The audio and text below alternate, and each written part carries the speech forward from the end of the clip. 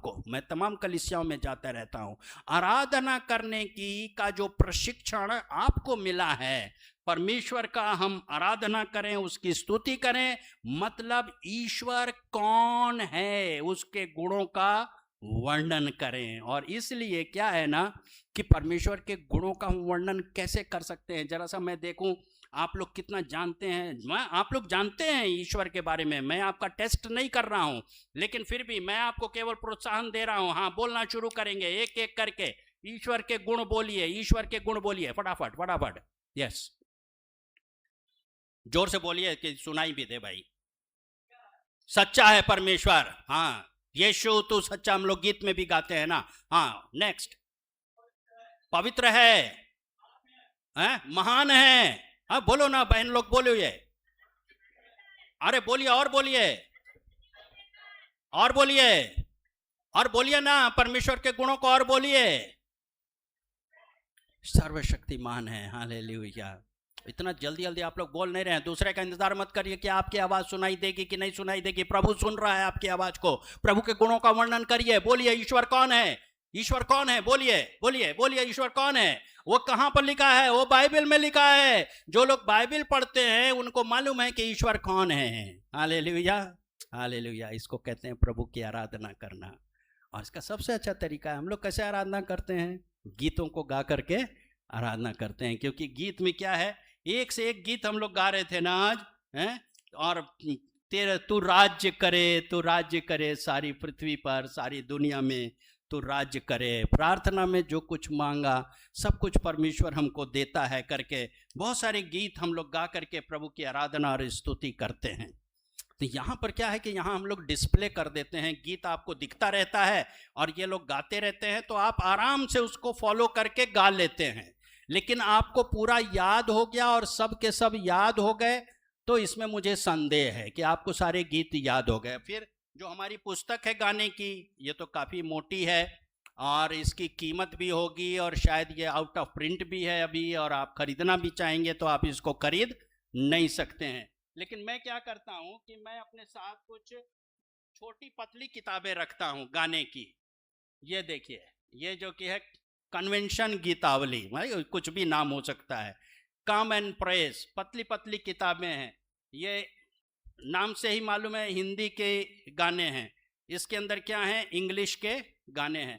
अब ये इतना पतला है कि इसको बाइबल के साथ मिला करके मैं इसको रख सकता हूँ ना, कि कहीं भी बाइबल अगर हम ले करके गए तो कुछ गाने तो मेरे पास रिजर्व्ड हैं, ठीक है।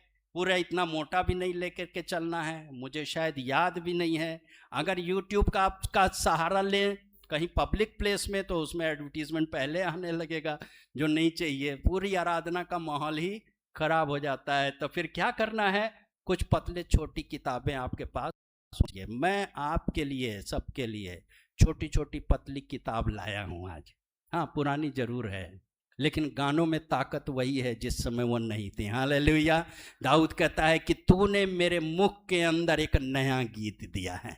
किताब भले ही पुरानी हो, जब गीत को गाते हैं अपने मुख से और प्रभु हमारे मुख को, होठों को, जुबान को अभिषेक करता है, तो लिखा है कि वो हमारे होठों का फल अर्थात स्तुति रूपी बलिदान परमेश्वर को नित्य चढ़ाया करना। तो जब आप प्रार्थना करें, और प्रार्थना करना हम सीख रहे हैं, आप अपनी प्रार्थना को कुछ एक अच्छे गीत गा करके, कुछ अपने फेवरेट गीत बाथरूम में गा सकें, टहलते हुए गा सकें, और कहीं भी आते जाते समय आप उसको गा सकें। बहुत लोगों को मैंने देखता है किचन में काम करते समय, झाड़ू लगाते समय, कपड़ा धोते समय, तमाम काम करते समय गीत गाते रहते हैं, गीत गाते रहते हैं। संगीत का बहुत बड़ा स्थान होता है।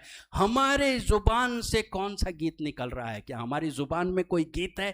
क्या हमारे होठों पर ईश्वर ने कुछ गीत दिया है जिसमें हम उसकी आराधना कर सके, उसका गुणानुवाद करके उसका तारीफ कर सके, उसके गुणों का वर्णन? तेरा नाम पवित्र माना जाए, उसका नाम ले सके। तो केवल यीशु नाम, यीशु नाम, यीशु नाम जपने से नहीं होगा।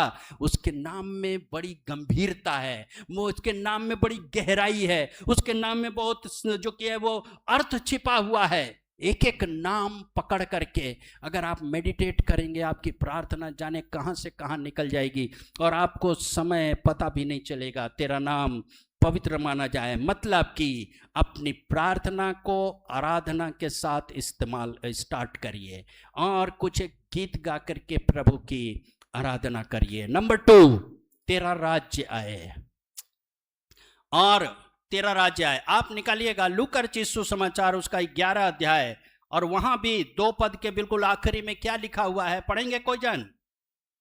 तेरा नाम पवित्र माना जाए और आगे तेरा राज्य आए, तेरा राज्य आए और उसके बाद हमारी दिन भर की रोटी। सीधे हमारे दिन भर की रोटी पर लूका आ गया। लेकिन मत्ती क्या कहता है? अभी मत्ती में आ जाइए, वहां पर जहां लिखा है तेरा राज्य आए, उसके बाद क्या किया? तेरी इच्छा जैसी स्वर्ग में तेरी इच्छा जैसे स्वर्ग में पूरी होती है वैसी पृथ्वी पर भी पूरी हो। लूका इस बात को रिकॉर्ड करेंगे कि मत्ती ने अपने मन से जोड़ दिया, यीशु मसीह ने नहीं सिखाया था। 2 तरीके होंगे ना, कहेंगे कि नहीं, दोनों में हार्मनी नहीं है। लूका ने जो रिकॉर्ड किया वो सही है, मत्ती ने अपने मन से जोड़ दिया कि जैसे तेरी इच्छा स्वर्ग में पूरी होती है पृथ्वी पर भी पूरी हो।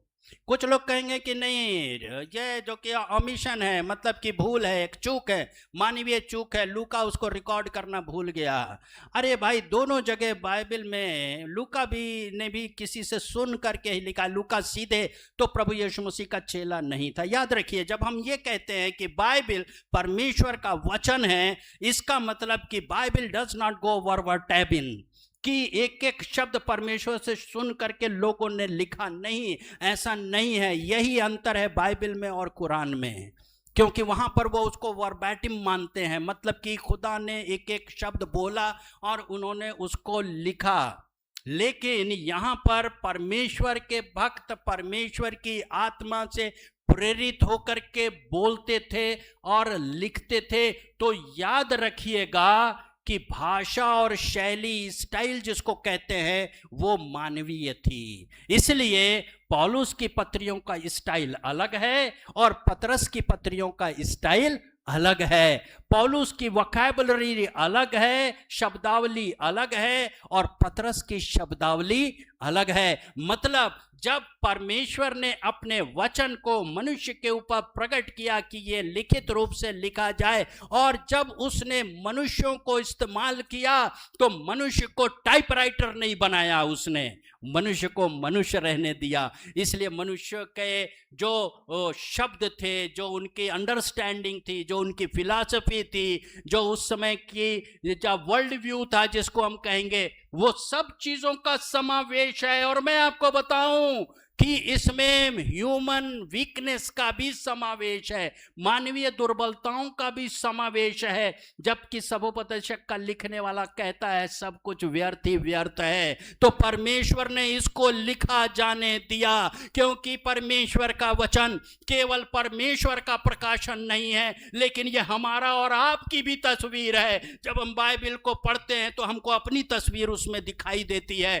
क्योंकि मेरी दुर्बलताएं, मेरा पाप, मेरी विचारधारा उसमें दिखाई देने लगती है, क्योंकि हमारे ही जैसे मानवों ने उसको लिखा है और परमेश्वर ने यह होने दिया ताकि मानव का भी प्रकाशन हो जाए कि मनुष्य कौन है। आप क्या सोचते हैं कि ईश्वर बहुत बड़ी चीज है? ईश्वर को हम कैसे समझें? अरे पहले आप अपने आप को समझिए ना, पहले आप मनुष्य को समझिए कि मनुष्य कौन है, और आप समझेंगे कि ये सब कुछ बहुत ही कॉम्प्लिकेटेड एक फिनोमेना है।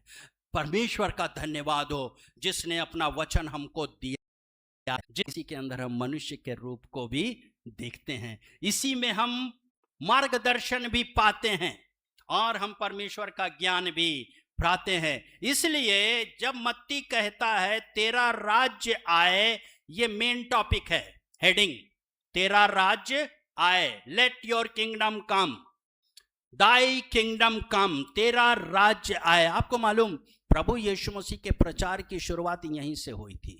जब यीशु मसीह प्रचार करने लगा बपतिस्मा लेने के बाद, उसने ये कहा कि मन फिराओ क्योंकि स्वर्ग का राज्य निकट है। यूहन्ना ने भी यहीं से अपना प्रचार शुरू किया था कि मन फिराओ क्योंकि स्वर्ग का राज्य निकट है।